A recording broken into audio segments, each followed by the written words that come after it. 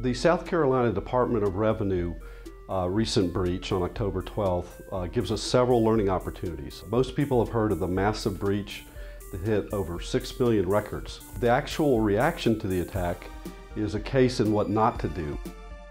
The Department of Revenue didn't even know they'd been attacked for over a month, and it was a third party that told them they were attacked. Phishing scams happen every day, and the South Carolina folks were no less vulnerable than anybody else. One of the Department of Revenue employees opened an email that was actually a phishing scam, and within 2 weeks, a hacker gained access to the network through stolen credentials of that employee. So it happened 2 weeks after the email was actually opened. As a result, the data of 3.8 million tax filers was compromised. The data of 1.9 million dependents was compromised.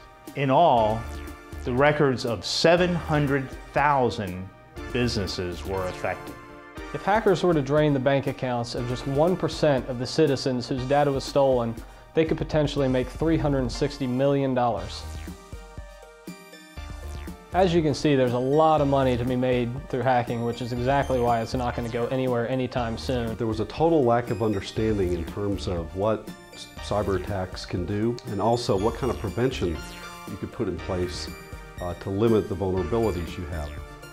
There was even sort of a sense of fatalism that they would just get hacked and there was nothing they could do about it. Many people ask, how important is the exposure to hacker attacks? And I would say, look at the number of CEOs, CIOs, and in this case, chief of departments that have been fired.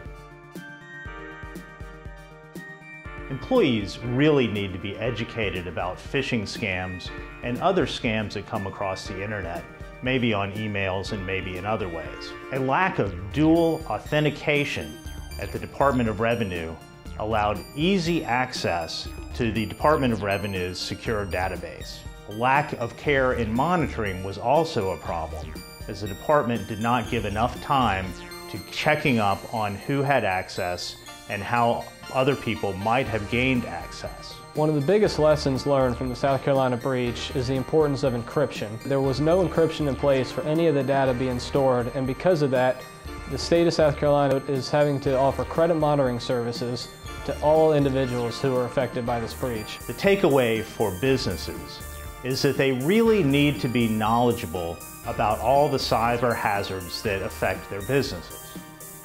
One step, but not the only step, to securing a network is to shore up security protocols, access and firewalls and other IT security measures. One of the lessons we've learned is that many businesses are still uninsured. All sorts of entities need to be looking at buying cyber liability insurance. It's a buyer's market. There are tons of underwriters competing for each risk. Just note that the internet is inherently insecure. That's how it was originally developed. And no matter how much protection we put in place, hackers increasingly are sophisticated. An example I like to give in the brick and mortar world is that 40% of all large fire losses occur in sprinklered buildings. They're either inadequate or incapacitated, so they can't protect the building. So even though those companies have invested in that type of protection, they still need insurance.